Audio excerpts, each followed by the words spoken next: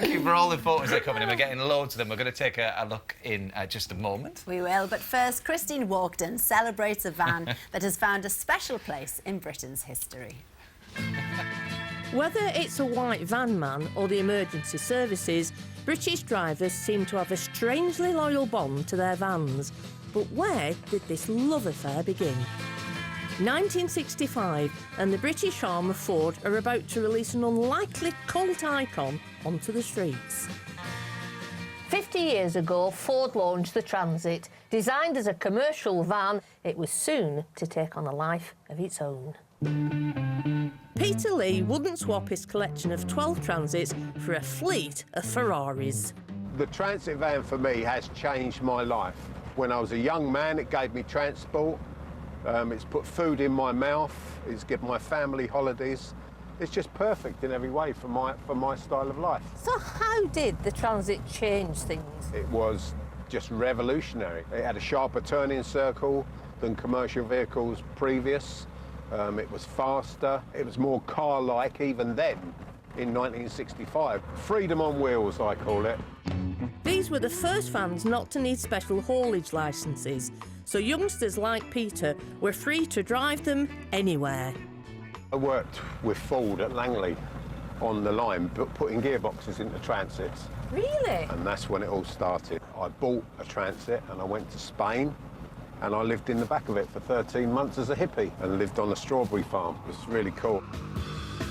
Young bands on the British pop scene were freed up too, piling into Transits to take their early songs to a wider audience on rough and ready tours. By the 1970s, the Transit had become trendy and handy, while some owners were much more fashion conscious than others. Peter and his daughter Natasha are part of the street van scene, a motoring subculture whose aim is to have the flashiest custom van at huge gatherings.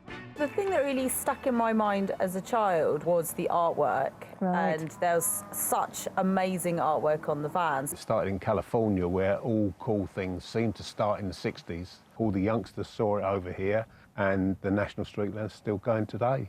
And what makes me really happy as a father is to see my daughter keeping that history up. Alive.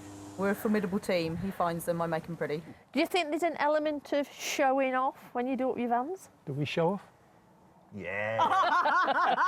Yeah, of course there is, yeah. I mean, you go to shows and there's trophies. What vanning's about is a load of people getting together and having a really good time, and most of all, no trouble. But trouble is exactly what attracted crooks to Transits.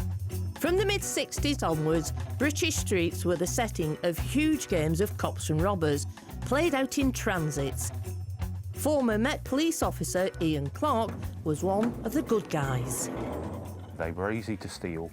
There were thousands on the road, so that they didn't stand out. You could put half a dozen guys in here and no one would know. And after the robbery, shut the doors and it would just blend in with all the other Transits on the road. At one stage, in the early 80s, you could almost guarantee that the getaway vehicle would be a Ford Transit. And although it was popular with the bad guys, it was popular with us as well, for exactly the same reason. You could drive it at speed through the streets of London safely, and it was just great fun to drive. They were multi-purpose, observation vans, surveillance purposes. It could be used for everything. Despite fond memories of this British classic, the last UK-built Transit rolled out of the Southampton plant in 2013 and production moved to Turkey. So is this British love affair over? Is the Transit now just like any other commercial van? I love them, and the only reason these other van manufacturers are on the road anyway is because of the Transit.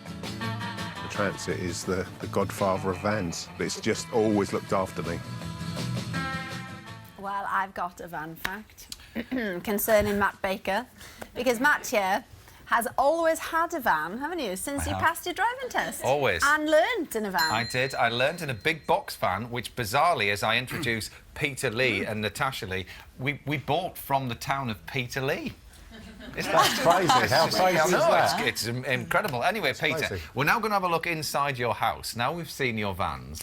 Right. Now, just talk us through. You had a house built, especially with this in mind. I built my house. Me and my wife built the Yeah. house. we got 4 daughters. We needed to move. Yeah. I bought the house, and the whole top floor needed to be my van room, where I keep my models and stuff. You've got loads of stuff, haven't you? We've got such a big collection. Yeah. And we saw the picture of your van with a bar in it Yes. earlier on, and we asked then our viewers to send in pictures of their vans that they've done cool. stuff with, right? This is the appropriately named Phil, and this is Phil's van full of plants. There we are. I quite like that Just one. a delivery van. Well, yeah, but we did ask for things in vans. Well, He's listened. hang on a minute. Look at Roy's coffee shop in a van. That's good. Yeah, that's cool. That's pretty good, isn't it? Yeah. Go on. Look at that. Well, there we are. This is Jim from Chislehurst, his lovely camper bar. Nice. And this is brilliant. This is Ruth's van that she's turned in to a dog grooming van. Yes. A dog spa, like it? It looks a bit like an operating theatre. I know. I thought that until I read the back. Yeah. Yeah. Can I impose? Very good. Yeah. Looks a bit rough to me, that. Looks a bit Oh, rough. is it the press? Hey, who's your favourite singer? Van Morrison, we're off. Because our knees are touching, I think it's rubbing off. I gotta be honest, we've always had vans, and my dad, I think, should be credited with inventing the people carrier, because we had a Ford Escort van, and he cut the side panels out and put glass in, Yeah. and put a bench in the back, Yeah. and all the kids used to get in the back. And that's it. Before the days of health and safety. Yeah. Simple days when if Yeah. you fell out, it was your own fault. That's right.